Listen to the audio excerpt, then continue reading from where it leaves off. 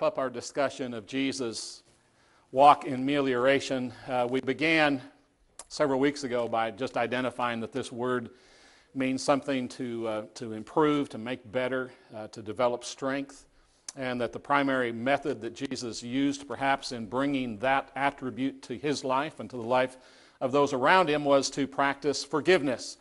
And so we have spent time looking at the process of forgiveness from Luke chapter 17, where we learned that Jesus said we are to be on our guard. If our brother sins, rebuke him, and if he repents, forgive him, and if he sins against you 7 times and returns to you 7 times saying, I repent, forgive him. We identified there that there is an accountability to self that is involved in this whole process of forgiveness. There is an approach to the offender. Scripture calls it rebuke, but we looked at how that's a very positive word expressing a high value and care for the individual. And that forgiveness is an action. So there's the 3 points about a process. Then we took a lesson and we looked at the practice of forgiveness. We continued in the same text. After Jesus lays out the process, the apostles say, give us more faith. Their assumption is you need a tremendous amount of faith to be able to do that. Jesus' response to them is, if you had the small faith as a mustard seed, you could say to this mulberry tree, move, and it would move. Jesus said, it's not a matter of faith, it's a matter of obedience. So you obey with whatever faith you have, and you can practice forgiveness. And we talked about the fact that one of the things that happens to us in the practice is that we assess the situation. We learn what it is that hurts, why it hurts, and how we are hurt. We then are able to assume the debt. We take on that debt so the other person is freed from that debt. And then we affirm. We're able to offer, if you will, value to even the gravest of offenders in the process of forgiveness. So we've got the process and the practice of forgiveness. Then last time we talked about the power of forgiveness and the tremendous power that is made available to us when we come to the submission of obedience to be forgivers. We actually get the power of God. We overcome weariness, hurt, and pain. We submit to the Master. We escape unreal anticipations. We do our duty. And remember, we looked at the illustration from Luke chapter 17 that Jesus uses of the servant who has been in the field and comes in. The Master doesn't say, here, sit down and let me serve you. He has to do what he's supposed to do. Too often we follow the path of least resistance. And as I wrote that and thought about that, it took me back to high school days. Do you remember taking those classes? There was shop class, then there was electronics class, and you had to learn all of the resistors. Do you remember that? And you had to build something and know what was going, which resistor would bring up so much resistance. And now, we have circuit boards, and you don't even think about that stuff anymore. Probably don't even have to learn that. Paul's shaking his head. He remembers. You're 62? Okay. Also, that's what I meant. Yeah, not 62. Sometimes we resist the Master's instruction for us to be obedient by refusing to obey to the Master's instructions to forgive, by trying to justify unforgiveness, by making it a hurt issue. And we looked at last time that not being forgiving is really an issue of superiority. It's not an issue of hurt. It's unwilling to humble ourselves and to submit ourselves. However, when servants realize that their forgiveness duty and they subjugate their spirit of superiority, then they are exalted. And we look at James chapter 4 and verse 10, that if we humble ourselves before God, that he exalts us. God is the one who raises us up. So when we humble ourselves and we forgive as we are commanded to forgive, as we are to be obedient, then God exalts us. Okay, we're going to continue on in the same text. Now, I had never before this time tied what follows here in with what has preceded. I'm going to give you, when we get there, I'll tell you why I do that this time. But it's kind of interesting to me just to see. Here is Jesus. He's given this difficult instruction on forgiveness. The disciples ask for clarification. Jesus gives them a clarification. Then Jesus tells them an illustration. All in the process of helping them understand forgiveness. And then they leave and they head toward Jerusalem. And then isn't it just like God? Once you have heard a lesson, once somebody has explained a lesson, he will give you a time to actually watch it or participate in it. It becomes real. And I think what happens in these verses is everything that Jesus has taught about forgiveness now is going to be seen and perceived in its real state. So I want you just to consider what we're going to read within the boundary of forgiveness, and this being, if you will, the application of what Jesus has just taught. And it came about while he was on his way to Jerusalem that he was passing through Samaria and Galilee, and he entered a certain village.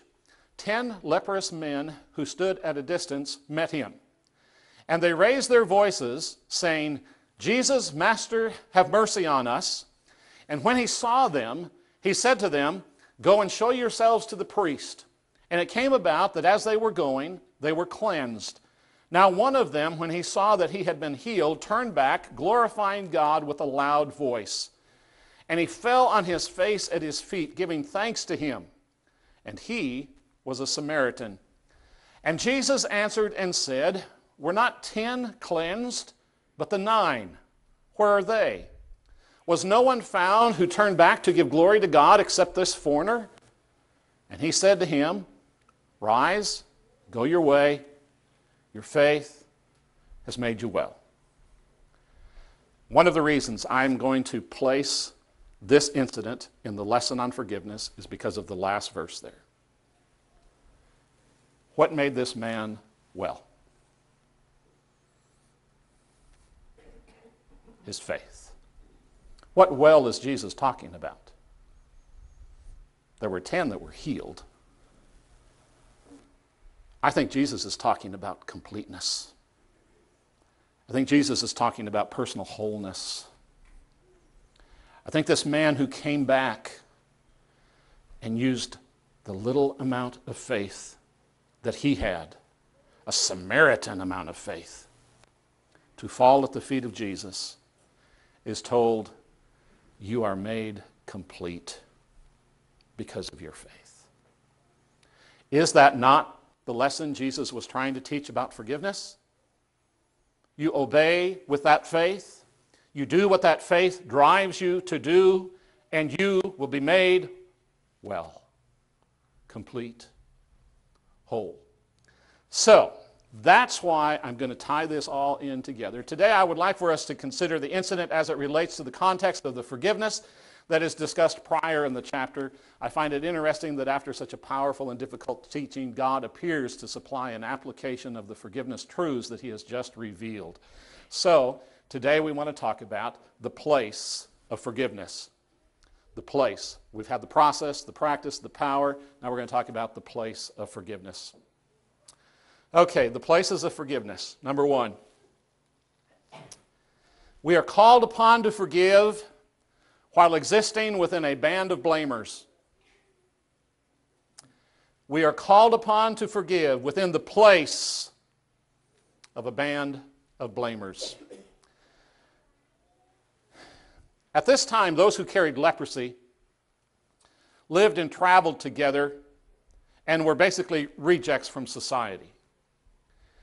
Obviously, this band of 10 lepers have been together. We don't know how long. They have traveled together. They have scrounged for existence and food, and perhaps they have watched as various parts of this disease have progressed in various individuals. But they are a group. They are a band. And they're all infected with the same disease. They all have the same issue. They all have the same problem, and their problem is leprosy. Jewish law would require that assembly of lepers be separated. And that as they traveled, if they moved from one location to another, they were called upon to verbalize that they were ill. They were called upon to cry out, leper, leper. Can you imagine walking towards a town, leper, identify yourself as being sick. Yet that's exactly what the Jews had developed as part of this treatment, if you will, for leprosy. When it comes to this subject of forgiveness, we all share a mutual infection that is caused when hurts and offenders get under our skin. We all have this skin disease, folks.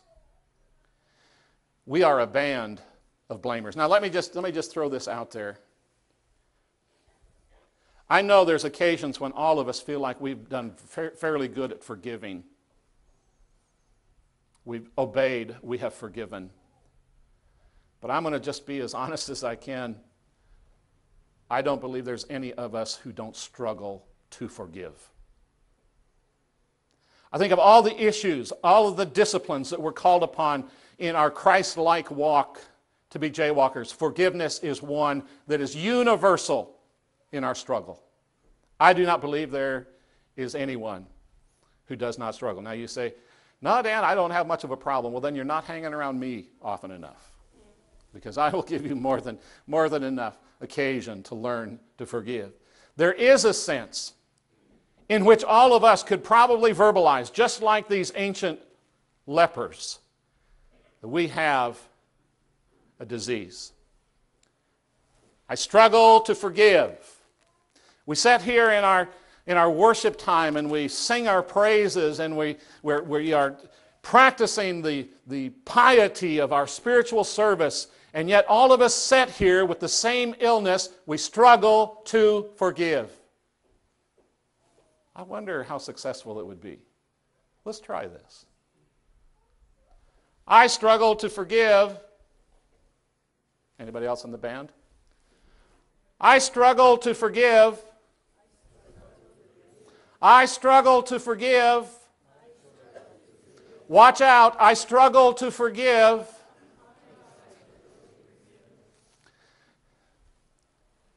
I want you to get a hold of this. There is no one in our assembly that doesn't have that struggle.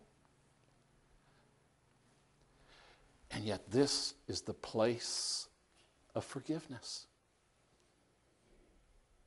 Wow.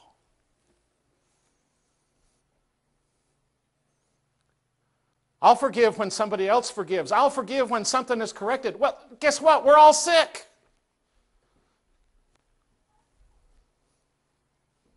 We all have the same illness. We're all the band of blamers.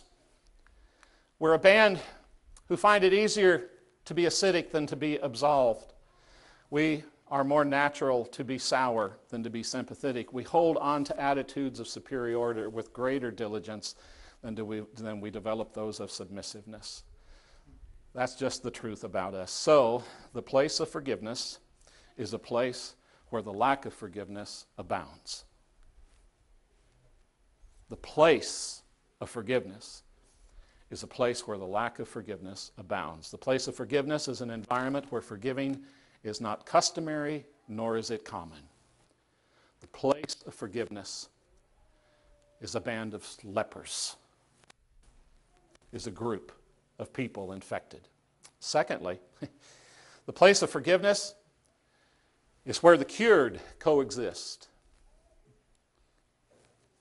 It's where the cured coexist. Now, I want you to try to feel some of what this group of 10 must have experienced in their pleading for Jesus to heal them. Son of God, have mercy on us. And Jesus, from what the account says, he doesn't say, be healed. What does he tell them to do? Go show yourself to the priest. From what the Bible reveals, that's what they did. They started to go show themselves to the priest. So, we've got this community of corrupted lepers. Now, I'm not going to show any pictures of leprosy because I didn't think that was my place. Some of you parents may want to get on the internet and show your kids what leprosy does.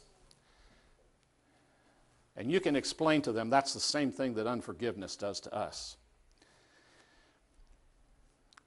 But we've got 10 people who have this disease. All probability, some of their faces are contorted by the disease. They may have lost noses and ears, and their limbs have been affected. They're probably missing fingers, hands, arms, legs, because the nature of this disease is it eats away the flesh until it's so dissolved that the appendages just aren't there any longer. So we've got a community of corrupted lepers. Every day we're looking out at each other and we're watching as various parts of this disease progress. And they're seeing that. And they somehow have heard that there's this Jesus character, and he's been around in this area, and he's brought some healing to people. And so they've heard that. And they see this Jesus coming with his apostles, and I wonder if that's him. And so you can almost hear them interrupt, leper, leper, and it says Jesus came near them. And they shouted, they spoke with a loud voice. Do you know why? Because they're keeping their distance, just like they're supposed to. And with a loud voice, they say, "Have mercy on us." And so they call out to Jesus. And then Jesus says, "Go show yourself to the priest." Now that's exactly what the Old Testament law said, that if someone had been cured, they had to go show themselves to a priest who would then assess whether they indeed could go back into the community. So Jesus says, "Go show yourself to the priest." Now again, I want you to try to be one of these individuals, because we've got 10 people who are just a mangled mess of humanity. And Jesus says, "Go show yourself to the priest." Why? But they decide to do that. And can you imagine as they are going, Scripture says, they are cleansed. As they're walking, they are cleansed. Can you imagine looking over at Joe, and Joe was missing an ear, and all of a sudden you see that thing grow back? Can you imagine someone who's been, his face has been distorted and eaten away, and all of a sudden there's rosy cheeks there? Can you imagine someone who's been hobbling along on a crutch because they're missing a leg, and all of a sudden the crutch drops to the ground, and you see that leg and foot appear? Wow. I'm going to tell you something. It's no wonder 9 of them thought to come back to say thank you. Because imagine what's going on inside of them. Wow. This is fantastic. They are caught up in the moment of the healing. Maintain that level of emotion. And let's go back to the spiritual band of blamers. Feel what it's like when some embittered and deteriorated heart is rejuvenated by the flow of Christ's blood. Hear as they begin to beat again in the regularity of obedient forgiveness. Have you watched that? Have you witnessed somebody in the band of blamers reach the point of forgiveness? It's just like it would have been watching a fellow leper being healed. And all of a sudden, someone in the band of blamers is experiencing forgiveness, granting forgiveness, going through the process and the practice of forgiveness. Now, look at yourself. Look at hands that can be deformed in anger. Look at how arms can be locked in defensiveness. Legs can be looking for a place to run. Now I want you to feel Christ cure. This is not, folks, just sermon material. This is life-altering truth. When you and I obediently forgive, within the band of blamers, we can be cured by obeying the Master's words. Amid the band of blamers, you begin to witness the beauty of obedient belief. Don't compare yourself with anybody else in the band. Because you know what? People got sick at different stages. The disease had progressed differently in different people. And when we start comparing ourselves with others, we're never going to experience the nature of the cure. They may walk slower. They may take longer for the disease to go into remission. Don't become disgruntled because others aren't being cured like you are being cured. Some may be resistant to taking the first steps of obedience, and thus they've not begun the journey towards holistic healing. But there is one undeniable truth, folks. The band of blamers who walk in obedience become the congregation of the cured. The band of blamers who decide, I'm going to obey Jesus, become the congregation of the cured. Again, brothers and sisters, this is the place of forgiveness. Now, you know, there's so much about spiritual truth that is ironic, isn't there? You surrender to win. That doesn't make much sense. You humble yourself to be exalted. Doesn't make much sense. The band of blamers becomes the congregation of the cured. Oh yeah, that's the way spiritual things work. You know what? You won't get that anywhere else.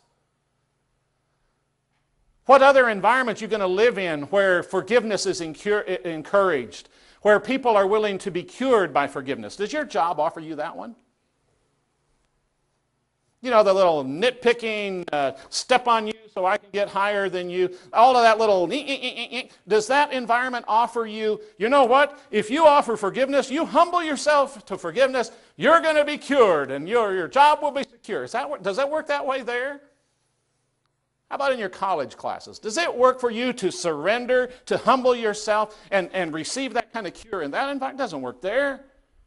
Where does it work? It works among the band of the people that are corrupt, the band of blamers. This is the place where we all in different stages decide, I'm going to submit, I'm going to obey, I'm going to forgive. And when we do that, we turn this into the congregation of the cured. Doesn't mean everybody's cured the same, but it becomes the place where that happens. Within the group of those groping to forgive are those experiencing it. Find them, watch them, walk next to them, imitate them. Folks, there are people in this body who have successfully forgiven. Learn from them. Imitate them. Walk like them. This is the congregation of the cured. Yeah, we're the band of blamers. That's our nature. But because of the Master Jesus that we seek to obey, we're also the congregation of the cured. Allow the environment of their success to become your dwelling place. Do not stay confined behind the bars of unforgiveness. Now, true story. When in 2003, the Baghdad Zoo was part of what was destroyed in the shock and awe. And as a result of that, I think there were like some 700 animals in the Baghdad Zoo, and you know that number was reduced tremendously just by the bombing itself. But what happened is once that things calmed down, the U.S. soldiers became involved in rescuing the animals who had escaped the zoo because the zoo had been destroyed. And initially, they rounded up, they had a lot of lions, and they used Humvees, and you know they would basically kind of just herd these animals, and because they had been now several days without food and without water, they could just kind of herd them back into the zoo, and then they were tended to. Well, there were 3 lions that they couldn't get back. But the amazing thing was that as these 3 lions had this total freedom, all they did, they never went farther than 2 miles from the zoo. They just wandered the streets. And again, people are terrified of these lions. They're looking for food, they're looking for water, but they wouldn't go anywhere. You know, they wouldn't travel anywhere where they could get water. They just stayed right close to where they'd always been. Years of captivity had dulled their instincts and their ability to comprehend their freedom. So they stayed put. That is how it is for the pride of the band of blamers. We've dwelt there so long. We've nursed our grudges so well. We've become so comfortable being uncomfortable that the opportunity for freedom, when it's extended, we don't experience it because we're so used to what we've become used to.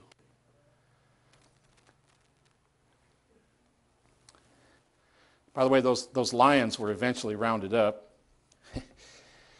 and they were brought back into the zoo, and they were so dehydrated they could not drink.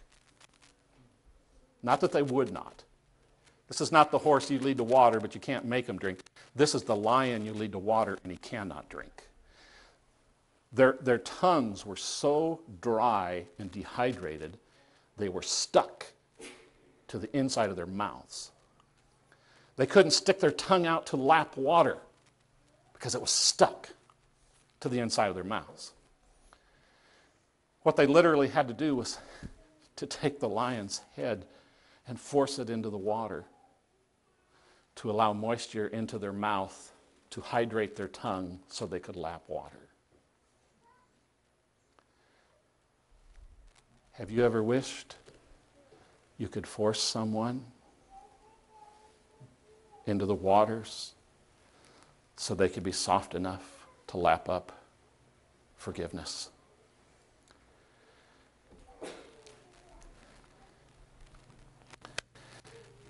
For many of us, the concept of a cure experienced within submissive obedience is far more fearful than the prison that we've grown accustomed to. We'd rather stay dehydrated with our tongues stuck to our mouths than to change. It's a hard thing to change. The infection of unforgiveness runs deep. It's a disease that eats away at the inner man. But we still come back to this truth. As imperfect as this spiritual zoo is, this is the only place on earth where you will be encouraged to learn the process, the practice, and the power of spiritual forgiveness. You will sit here within the band of blamers and be encouraged to change to the congregation of the cured. It's the only place it'll ever happen. It's right here. Thirdly, when it comes to the place of forgiveness, it is when we cower before Christ that we recognize the colony of the cured.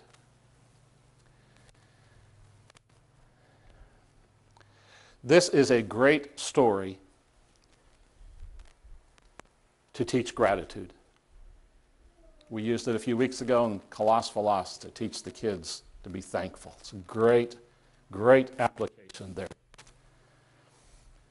But it is every bit as powerful an illustration of what it means to forgive. And now one of them, when he saw that he had been healed, turned back, glorifying God with a loud voice, and he fell on his face at his feet, giving thanks to him. And he was a Samaritan. The place of forgiveness is truly experienced when we submissively bow ourselves at the feet of Christ. Any resistance will not enable us to be holistic and complete in our healing. But when we, in full submission to the Master, find it possible to bow at his feet, we will hear him say, "Rise, go your way. Your faith has made you well." Lord, give us more faith. This is too great a command, this forgive stuff. 7 times a day, can't get her done. Give me more faith. If you had just a little bit of faith and were willing to obey, you could do it. Take that little bit of faith, end up at the feet of Jesus. You know what you will hear? You will hear from the Master's mouth, your faith has made you well. Your faith has made you well. Humble before Jesus is the place of complete cleansing and cure. Any path which does not lead to one to humble themselves before the Lord is not a path which will produce healing. For only when one is bent over before Christ can he set you free from the burden of unforgiveness. I want you just to imagine that our struggle with forgiveness is like carrying baggage.